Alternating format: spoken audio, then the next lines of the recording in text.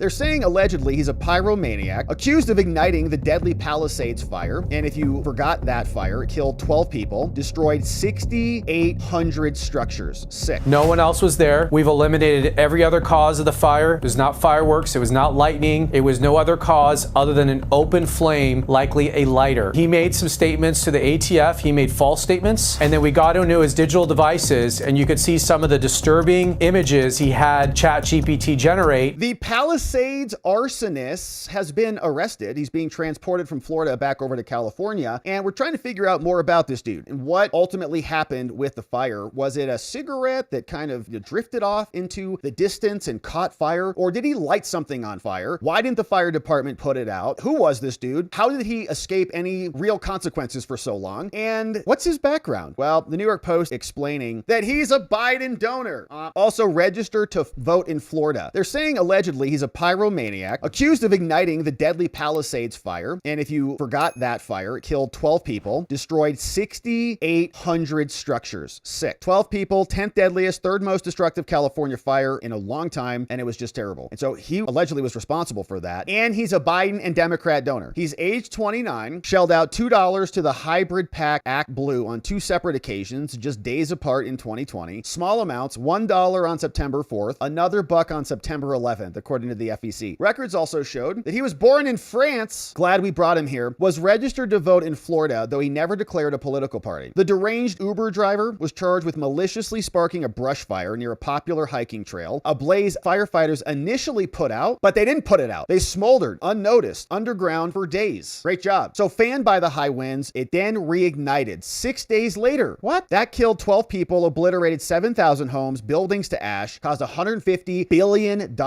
in damages. Absolutely sick. So here's more. You can see they looked it up. Jonathan Rinderneck, right here, Act Blue, $1, 9/11, 9/04. Very interesting. You know, it's not very helpful to climate change when you burn down half a state. Authorities said that he also listened to a song called Un Zeiter, Un Thee 9 times and watched a fiery music video 4 times before he ignited the flames. Listening to a song says, daily life is killing me. I feel like I'm nowhere and too much bitterness in my head. I think about the mistakes I made. He's believed to have watched his fire burn for a minute before racing down the trail. They say he called 911, fled the area, later returned to the scene where firefighters responded and battled the flame. Months before the blaze, he made disturbing ChatGPT prompts, requesting a grim dystopian painting divided into, quote, a grim dystopian painting divided into distinct parts that blend together seamlessly with a burning forest on the far left and a crowd of people sprinting from the fire. What? So they had to put out the flames. We got some images of those ChatGPT renderings. Here's what Bill Esseley had to say. He says, today, we're announcing the arrest of a 29-year-old Jonathan Rinderneck on a criminal complaint charging him with maliciously starting the Palisades fire. The complaint alleges, and we have not seen it unsealed yet because I think he's still being transported, probably on an airplane or something, started in a fire on New Year's Day. It eventually turned into one of the most destructive fires ever, causing death and widespread destruction. Among the evidence that was collected from his digital devices were images he generated with ChatGPT. While we cannot undo the damage that was done, we hope his arrest brings some measure of justice. He's scheduled for an appearance in Orlando. I've got some documents on that, but they're not that interesting, but this is interesting. The images that he was having rendered from ChatGPT. Curious images to be thinking about before you ignite California on fire. Bizarre, right? Basically what happened all throughout California. Strange stuff. So here's more. Pam said, great work. We're going to deliver justice for the Palisades fire, even if the California leadership will not. And this case is now working its way through. Let's check in on the latest on this and see what we've got. So he's been arrested and they just rescheduled a couple things. So here's the latest from the court documents. He was arrested in Orlando. He was charged in the Central District of California. So he's probably being transported back over there, like literally right now. This came out yesterday. And then once he hits California, they'll unseal that case and that case will hit the dockets and we can go through the materials. But yesterday when he was picked up, case was called, appearances were taken. Court asked about his competency. Is he like insane? No, I'm good. Everything's good. Defendant was advised of his rights. Says, do you have an attorney? No, don't have counsel. Can you afford one? No, can't afford it. So they appointed him an attorney. He was advised of charges and penalties in the charging document, just almost like Comey was. The parties were advised of the Due Process Protections Act, just like Comey was. Oral motion by the government. They said, we got to detain this dude. Oral motion for a continuance of the detention hearing and an identity hearing was granted, right? So public defender will come in and say, you got the wrong dude. So how can you even prove that this is the guy? So it's an ID hearing. Just, no, it's him. That's him. We have the right guy that we're prosecuting. It's that dude with these charges. So it should go on. And whether he should be released or not. Don't know what his criminal record is, if he's a flight risk. Obviously, he's from France, so maybe he is. Preliminary and detention hearing set today. Otherwise, the court was adjourned and not much there. Now, they did ask for a continuance. The government also said, we're going to need a little bit more time on this. They submitted this yesterday. They said on October 2nd, he was charged via criminal complaint out in California. Then he was arrested in Florida and brought before us, a Florida judge, for the initial appearance. The court granted the defense's request to continue the hearing until October 9th. Now, prosecutors in the charging district, so back in California, are in the process of determining which witness or witnesses have to testify at the hearing. They're making travel plans and prepping the materials. Now, although the United States is prepared to proceed as scheduled on detention and identity, we want more time to prepare for a preliminary hearing. We respectfully submit that this continuance is justified given the complexity of this investigation, and when it drops, there should be a 24-page complaint coming soon. On the afternoon of October 8th, counsel for U.S. government conferred with Aziza, so he's got an attorney now, and they do not oppose a continuance of the preliminary hearing to October 17th. And so we're asking you to do that, signed by Chauncey Bratt over there in the Orlando division out there in Florida. So that's what we've got from him. And here was a little bit more from Bill Esseley explaining what went down. This is one of the DOJ U.S. attorneys or officials who's handling this. How were you guys able to track this guy down? Laura, this was the incredible work of the ATF and our prosecutors. Here's what we know. Midnight of this year, 12 minutes after midnight, the fire started. Mr. Ritneck was the only person at the location of the origin of this fire. He called 911 a few times to try to report the fire himself, and we could geolocate him to the exact location of the fire. No one else was there. We've eliminated every other cause of the fire. It was not fireworks. It was not lightning. It was no other cause other than an open flame, likely a lighter. He made some statements to the ATF. He made false statements, and then we got into his digital devices, and you could see some of the disturbing images he had ChatGPT generate, and he also listened to this odd rap song, a French rap song, he speaks French, which has imagery of items being burned, of someone burning things. So we have eliminated basically every other suspect and cause other than the defendant who we charged today. Yeah, bizarre. And they were also saying that firefighters were going to battle the flames. Apparently this dude was trying to help. Very strange. Former Palisades resident now arrested. He's an Uber driver. Charges of maliciously starting a fire, smoldered underground, and then burned everything. Charges follow a 9-month investigation, and it lay dormant underground. He said that he was working as an Uber driver. Witnesses from separate rides described him as visibly agitated and angry. One passenger describing his behavior as erratic. After parking his vehicle near the trailhead, he hiked uphill and captured footage with his phone from just 30 feet from where the sensors first pinged heat at 12:12 a.m. The evidence paints a clear picture. While the Lockman fire burned, the defendant walked up the same trail from earlier that night to watch the fire, and firefighters responding to the blaze that he had started. He's originally from Melbourne, Florida, surrendered peacefully on October 7th outside his residence, made his initial appearance. Judge ordered him held without bond pending transfer to Cali. Conviction, 5-year mandatory minimum. Attorneys could not be reached. Geolocation data from his iPhone placed him at the origin site, corroborated by videos he recorded of the glow. A barbecue-style lighter discovered in his car during the search matched those on his phone. Call logs also showed he attempted to call 911 minutes after the fire started, but failed 3 times, poor signal, before finally connecting with the police from the trail's base. While he attempted to call police, he asked ChatGPT, "Are you at fault if a fire is lit because of your cigarettes?" He allegedly sped away as firefighters arrived, only to loop back, tailing responders at high speed before hiking up the path again to watch them as they tried to put out the blaze. Although the firefighters suppressed the blaze that night, it continued to smolder underground within the root structure of the thick vegetation. It lay hidden for about a week when heavy winds caused this fire to surface, and it became the Palisades fire. What? It smoldered for a week? Investigators ruled out natural and accidental triggers early on. No fireworks residue, lightning strikes, or down power lines. What about space lasers, though? Instead, traces pointed to deliberate application of flame to dry foliage and tinder, possibly using the recovered lighter, the barbecue one. Days before allegedly setting the fire, he streamed a French rap song called Un Zider Un The by Jossman, looping its video depicting fiery scenes according to prosecutors. Months earlier, he asked ChatGPT to generate an image of a forest ablaze. During another interview with agents, he disclosed the precise ignition spot, but gave shifting accounts of his whereabouts. Agents described him as showing signs of being extremely anxious as to that issue. ATF highlighted their collaborative efforts. They say, "We found this dude $130 billion of damages because he's a pyro and because apparently that firefighters can't put out a blaze, displacing 150,000 residents, killing 12 people. people. Absolutely sick. So we'll keep our eye on this one. We'll see what else they have. As soon as he's transferred back to California, we'll see those documents drop, and we'll see what the full criminal complaint and affidavit looks like as justice is served for the alleged arsonist.